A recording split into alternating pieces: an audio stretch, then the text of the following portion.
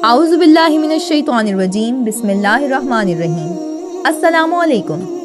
آج ایک قرآنی واقعہ آپ کو سناتی ہوں جس میں یہودیوں کے بندر بن جانے کا ذکر ہے۔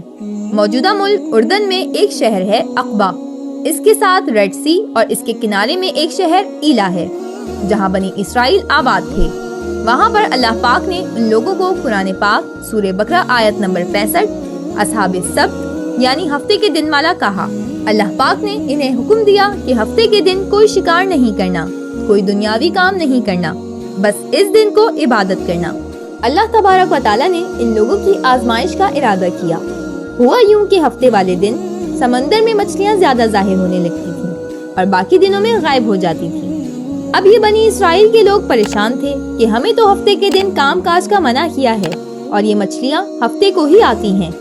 اب ان لوگوں نے اپنے خیال میں ہفتے والے دن کی حرمت کو باقی رکھتے ہوئے ہیلا کیا، وہ یہ کہ جمعے کو دریا کے کنارے بہت سارے گڑھے کھودے اور ہفتے کی صبح کو دریا سے ان گڑھوں تک نالیاں بناتے جن کے ذریعے پانی کے ساتھ مچھلیاں گڑھوں میں آ کے قید ہو جاتی۔ اتوار کو انہیں نکالتے اور کہتے ہم مچھلی کو پانی سے ہفتے کے روز نہیں نکالتے، ان کو اتوار کو نکالتے ہیں۔ 40 سال یا 70 سال ان کا یہ عمل جاری رہا۔ ان کے اس عمل کی وجہ سے بستی میں رہنے والے افراد 3 گروہوں میں تقسیم ہو گئے۔ ایک تہائی وہ لوگ تھے جو ہفتے کے دن مچھلی کے شکار سے باز رہے اور شکار کرنے والوں کو منع بھی کرتے تھے۔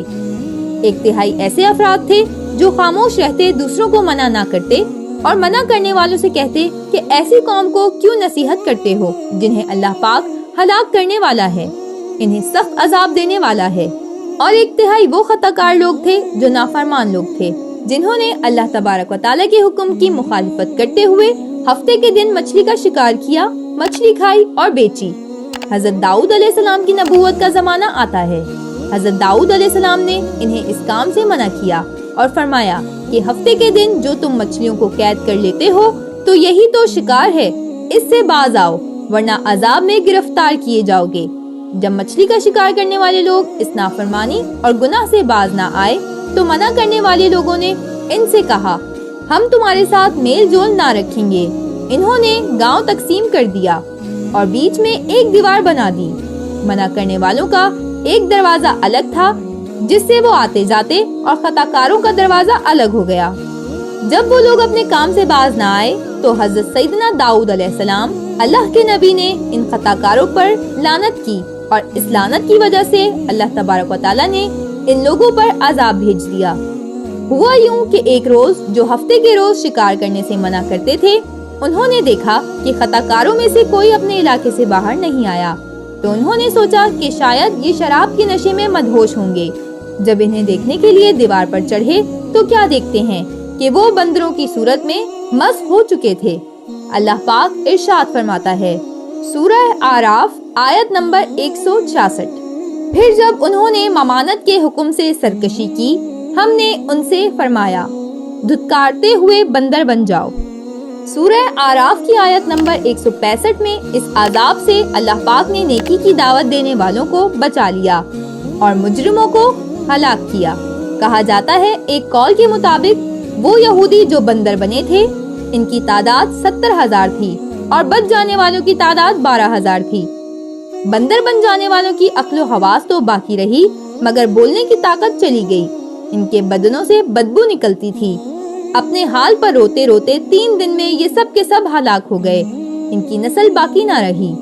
ایک شخص نے بارگاہ رسالت میں عرض کی یا رسول اللہ صلی اللہ علیہ وآلہ وسلم، کیا بندر اور خنزیر وہی لوگ ہیں جو مسخ شدہ قوم ہیں؟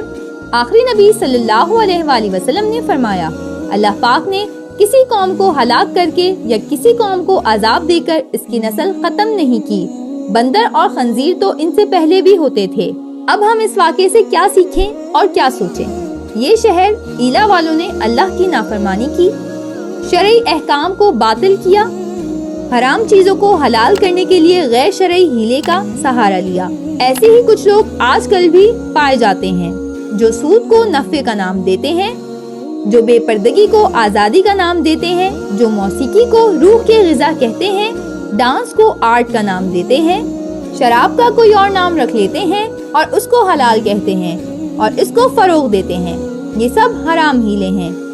اور میرے پیارے نبی صلی اللہ علیہ وآلہ وسلم نے پہلے ہی سے ہمیں بتا دیا اور فرمایا جیسا یہودیوں نے کیا تم اس طرح نہ کرنا کہ اللہ پاک کی حرام کردہ چیزوں کو طرح طرح کے ہیلے کر کے حلال سمجھنے لگو۔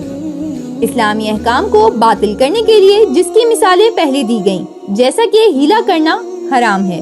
اللہ تعالی ہمیں اپنی نافرمانیوں سے بچائے اور ہمیں اپنا فرمانبردار بندہ بنائے۔ آمین ثم آمین۔